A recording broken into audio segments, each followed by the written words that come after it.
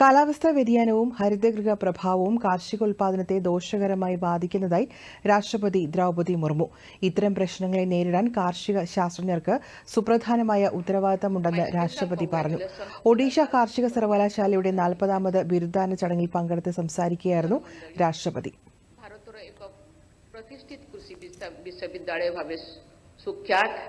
ଏହି ବିଶ୍ୱବିଦ୍ୟାଳୟ କୃଷି ଓ ଆନୁଷଙ୍ଗିକ କ୍ଷେତ୍ରରେ ଯଥେଷ୍ଟ ଅବଦାନ ରହିଛି।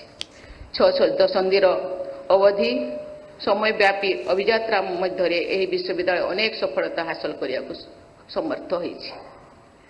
ରାଜ୍ୟ ତଥା ଦେଶର କୃଷି ଉତ୍ପାଦନ ବୃଦ୍ଧିରେ ଏହି ଅନୁଷ୍ଠାନର ଉଲ୍ଲେଖଯୋଗ୍ୟ ଅବଦାନ ରହିଛି। ବିଭିନ୍ନ ଫସଲର ନୂତନ କିସମ ଉଦ୍ଭାବନ, ନୂତନ കൃഷി ଯନ୍ତ୍ରପାତିର ବିକାଶ, പ്രാണിപാലന ക്ഷേത്രത്തിലെ ജ്ഞാനകൗശല വികാസ്.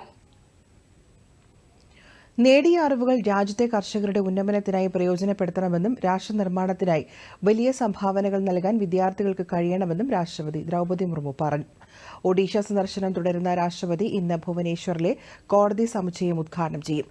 നാളെ ജന്മനാടായ മയൂർബെഞ്ചിലെ ഉബർബൈന്ദ ഗ്രാമത്തിലെ പ്രദേശവാസികളുമായും റായ്രംഗ്പൂരിലെ മഹിളാ മഹാവിദ്യാലയത്തിലെ വിദ്യാർത്ഥികളും അധ്യാപകരുമായും ദ്രൗപദി മുർമു സംവദിക്കും.